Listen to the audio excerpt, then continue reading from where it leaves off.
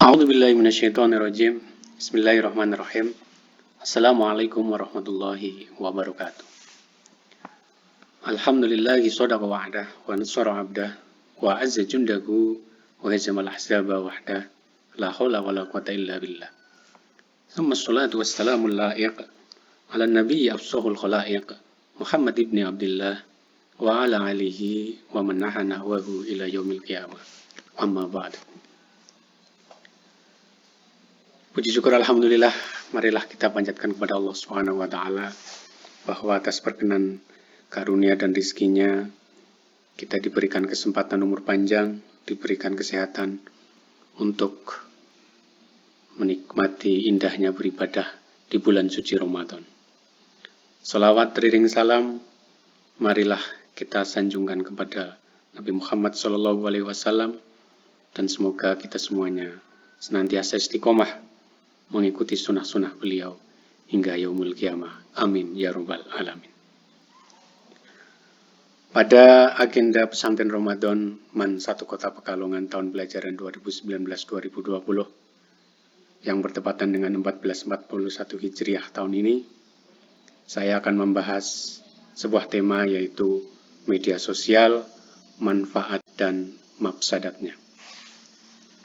Anak-anakku peserta didik MAN 1 Kota Pekalongan yang saya banggakan, sebagaimana kita ketahui, saat ini kita sedang berada pada situasi pandemi Corona, COVID-19, di mana seluruh masyarakat dihimbau untuk melaksanakan pembatasan sosial, termasuk salah satunya adalah dalam dunia pendidikan.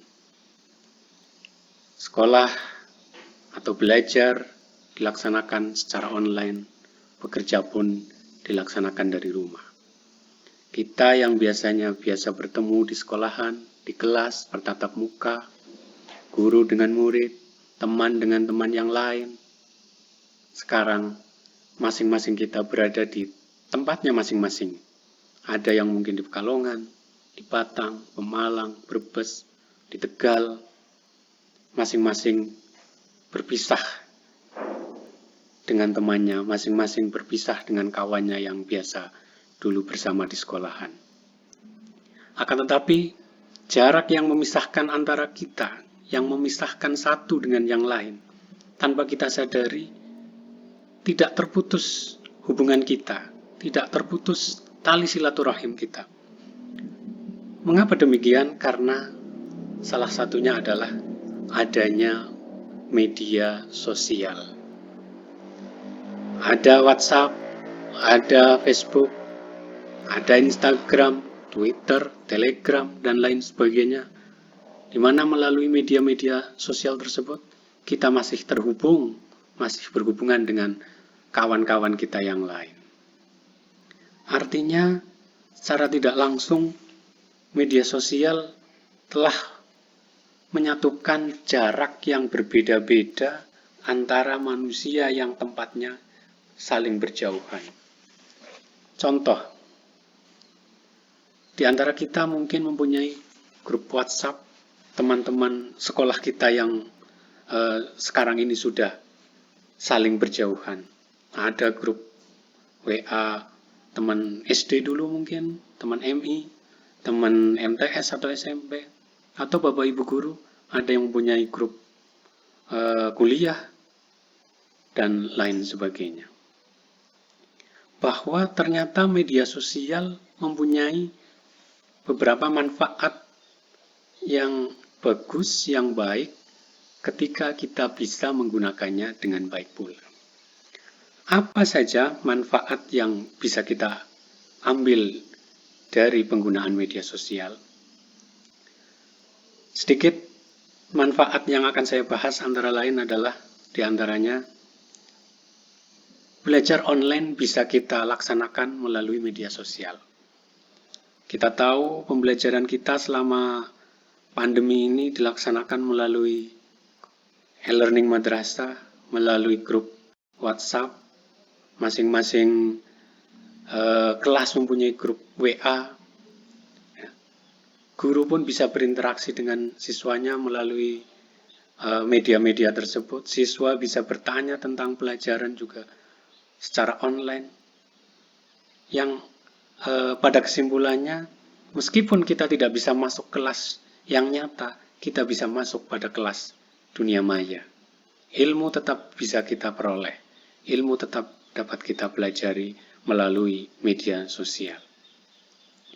Berikutnya adalah melalui media sosial juga kita bisa mengikuti kajian-kajian yang positif. Kajian-kajian yang positif diantaranya kalau kita mau follow antara lain beberapa akun para ustadz, ada di sana contohnya Ustadz Hanan At-Taqi, itu sangat populer di YouTube-nya. Ada Ustadz Abdul Somad, ada Ustadz Yusuf Mansur, dan lain sebagainya. Banyak kalau kita mau memanfaatkan media sosial, di dalamnya kajian-kajian positif yang bagus yang perlu kita pelajari. Manfaat yang lain antara lain adalah kita bisa dengan mudah men-share sebuah kebaikan. Ketika kita mempunyai informasi yang positif, dengan mudahnya melalui media sosial hal itu akan tersebar kepada teman-teman kita yang lain. Contoh, umpamanya kita mempunyai kajian suatu ayat atau hadis tertentu, kita share di grup, dan itu akan dibaca oleh seluruh anggota grup. Dari anggota grup tersebut bisa di-share ke anggota grup di luar grup tersebut, akhirnya menyebar, dan kebaikan pun akan semakin meluas melalui wahana media sosial. Ini kalau kita benar-benar bisa memanfaatkan media sosial untuk kebaikan. Akan tetapi, selain manfaat, kita juga tidak menutup mata bahwa media sosial juga mempunyai mafsadat. Hal-hal yang merusak, hal-hal yang tidak baik. Apa saja mafsadat dari penggunaan media sosial? Antara lain adalah kita tanpa sadar kadang-kadang lebih taat kepada media sosial dibandingkan kepada hal-hal yang seharusnya kita taat kepadanya. Contoh, seorang anak dipanggil oleh ibunya, "Nak, cuacanya mau hujan, tolong itu jemuran diangkat dulu." Jawab si anak, "Sebentar Bu, nanti dulu Bu." Nanggung, dia sedang asik bermain Instagram, bermain Facebook, atau yang lainnya. Artinya apa? Artinya dia lebih taat kepada Instagram, lebih taat kepada Facebook, dibanding taat kepada ibunya. Anak laki-laki pun sama. Lagi main game cacing yang sedang viral, diminta bantuan oleh ayahnya, jawabnya nanti dulu. Berarti dia lebih taat kepada cacing daripada taat kepada bapaknya. Ini sepele, ini ringan, tapi tanpa kita sadari kadang-kadang terjadi di antara kita. Berikutnya adalah lupa waktu atau terlalu kecanduan terhadap media sosial. Kadang tidak bisa mengatur waktu, kapan waktunya untuk belajar, kapan waktunya untuk beribadah, main gadget melulu, main media sosial melulu, main game melulu. Sehingga kecanduan ini akan menjadikan kita melupakan kewajiban-kewajiban kita yang lain. Akses terhadap hal-hal negatif. Dengan mudahnya kita mengakses media-media sosial yang bertebaran saat ini, maka hal-hal negatif pun sangat mudah untuk menyebar. Hal ini kalau kita tidak bisa memproteksi diri kita, maka akan sangat mudah generasi muda itu terpapar, tercemar oleh hal-hal negatif yang tidak seharusnya. Berikutnya adalah media sosial kadang-kadang membuat kita mudah berbohong. Contoh, kadang-kadang ditanya di WA atau di telepon gitu, "Kamu posisinya di mana? Ini sedang ditunggu." "Iya, ini sedang OTW, sedang dalam perjalanan," padahal dia masih berada di rumah, padahal dia masih ada di kamar. Atau contoh negatif yang lainnya adalah kadang-kadang ada yang menyamarkan nama dalam kontak handphonenya. seorang bapak ya, dengan WA-nya dia bolak-balik WA terus melulu gitu, mantengin HP-nya, gak berhenti-berhenti. Ibunya tanya, Pak, WA-an sama siapa sih? Ini sama si Budi, bilangnya si Budi. Di kontaknya memang dicatat si Budi. Ternyata Budi yang dimaksud adalah Budian, Budina, Budita, atau Budini, Budi-Budi yang lain gitu. Atau si ibu juga sama, Bu, sibuk sekali WA-an sama siapa? Kata bapaknya. Ini sama si Sari, ternyata Sari Budin, Sari Putullah, atau sari-sari yang lainnya juga. Semoga ini tidak terjadi di lingkungan kita. Berikutnya adalah ujaran kebencian. Banyak sekali ujaran kebencian yang ditulis melalui media sosial. Kadang orang tidak berani ngomong secara langsung, secara tatap muka, tapi melalui tulisan dia akan berani mengekspresikan hal-hal yang negatif. Jangan sampai media sosial akan membuat kita mudah untuk mengucapkan ujaran-ujaran kebencian yang tidak seharusnya. Ujaran kebencian ini kalau dalam hukum tata negara tentunya di situ ada undang-undang ITE. Kalau kita tidak bijak menggunakan media sosial, ujaran kebencian yang kita tulis bisa dikenakan hukum. Atau kalau dilihat dari sisi agama, adalah mandala ala syarrin fa'alaihi wisru fa'ilihi. Barang siapa yang menunjukkan suatu kejahatan, keburukan, ketidakbaikan, maka orang itu akan mendapatkan dosa dari orang yang mengamalkannya.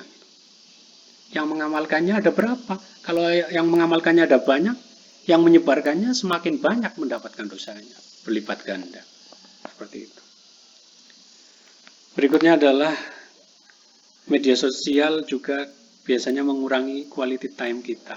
Waktu positif kita akan terkurangi. Sering sekali kita melihat ya, teman-teman satu kalangan kumpul bareng ya, bersama-sama, tetapi tidak saling ngobrol, malah main HP sendiri. Masing-masing pegang HP, masing-masing medsosan sendiri-sendiri. Di keluarga pun bisa seperti itu. Bapaknya HP-nan, ibunya HP-nan, anaknya bingung. Bapak ibunya HP-nan sendiri-sendiri, tidak pada ngobrol. Itulah sedikit di antara beberapa mafsadat yang ditimbulkan oleh media sosial. Lalu bagaimana tindakan kita? Ya, tentunya kita harus pintar-pintar bagaimana mengelola media sosial yang kita miliki. Antara lain dengan beberapa tips. Pertama adalah kita harus memfilter pertemanan. Artinya teman yang ada di dunia maya kita harus tidak sembarangan kita pilih-pilih teman di situ. Artinya jangan hanya kita follow orang-orang yang public figure yang semacam artis saja gitu. Jangan. Tapi juga public figure yang sekiranya dapat memberikan pengetahuan dalam arti yang positif. Contohnya bukan sekedar kita follow artis saja, tapi kita follow ustadz siapa gitu, atau public figure yang mempunyai pandangan yang positif, sehingga wawasan kita pun akan semakin baik dengan mengikuti tulisan-tulisan beliau. Pasang foto profil sewajarnya, tidak berlebihan. Kadang-kadang anak muda suka selfie, pasang foto profil, padahal hal itu dapat mengundang, mohon maaf, bisa jadi mengundang kejahatan dan lain sebagainya. Pasang status pun harus yang positif. Artinya hal-hal yang kita tampilkan di muka umum melalui media sosial itu adalah hal yang baik. Dalam Islam disebutkan man dalla ala khairin falahu mithlu ajri fa'ili. Barang siapa yang menunjukkan suatu kebaikan, maka dia akan mendapatkan pahala dari orang yang melaksanakan kebaikan itu. Kalau kita masang status yang positif, kemudian status itu kemudian dibaca orang dan diikuti, dilaksanakan, maka kita akan mendapatkan pahala dari kebaikan tersebut. Misalkan kita pasang doa bulan Ramadan hari ke-23, pasang di status kita, kemudian dibaca oleh orang-orang yang mengenal kita. Dengan mereka membacanya, insya Allah, karena kita yang menyebarkannya, kita akan mendapatkan pahala dari orang yang mengamalkan doa tersebut. Berikutnya adalah jangan suka pamer. Jangan suka menunjukkan hal-hal yang berlebihan atau ria di media sosial. Dan tentunya selalu kedepankan etika. Apapun itu di dalam media sosial, kedepankan etika yang baik, kedepankan akhlak yang baik. Apalagi alma mater kita adalah Madrasah Aliyah Negeri MAN 1 Kota Pekalongan. Kesimpulan dari penggunaan media sosial, baik manfaat maupun mafsadatnya adalah media sosial itu baik ataupun buruk, positif ataupun negatif, manfaat ataupun mafsadat, itu tergantung pada penggunanya, pada usernya, bukan pada media sosial, tetapi tergantung pada kitanya, orangnya, pelakunya. Kita tahu bahwa manusia itu dilahirkan dalam keadaan yang sama. Semua orang dilahirkan dalam keadaan yang sama. Kullu mauludin yuladu alal fitrah. Setiap manusia itu, setiap yang dilahirkan itu berada dalam keadaan fitrah, suci. Kemudian pada perjalanannya kenapa kemudian berbeda-beda? Pertamanya suci semua. Tapi kemudian ada yang jadi baik, ada yang jahat, ada yang agak baik, ada yang agak jahat, dan sebagainya. Itu kan tergantung manusianya itu sendiri. Begitu juga menggunakan media sosial. Media sosialnya ya sama, gitu. Tapi mau dibuat baik, mau dibuat jahat, tergantung kita yang menggunakannya. Tidak jauh berbeda dengan pada awal tahun pelajaran, kamu punya buku, temanmu punya buku juga, bukunya sama-sama baru. Tapi coba, 1 hari, 2 hari, 1 minggu, 1 bulan, keadaan buku antara punyamu dengan punya teman mesti akan berbeda-beda. LKS misalnya gitu, 1 minggu, 2 minggu, 1 bulan, ada yang mulai halamannya robek, ada yang berlipat-lipat, ada yang telanjang covernya jadi hilang. Tapi ada juga yang masih bagus, bahkan covernya dikasih sampul lagi gitu. Nah itu kan tergantung kita yang menggunakannya. Yang paling parah LKS-nya sudah lecek, ya, covernya hilang, ya, isinya robek, ya, belum bayar lagi. Nah, seperti itulah gambaran bagaimana sebenarnya media sosial itu tergantung bagaimana kita menggunakannya. Jadi kita harus pintar menggunakan media sosial yang kita miliki. Wallahu a'lam bishawab. Demikian kajian tentang media sosial, manfaat dan mafsadatnya. Semoga bermanfaat. Walafu minkum. Wassalamualaikum warahmatullahi wabarakatuh.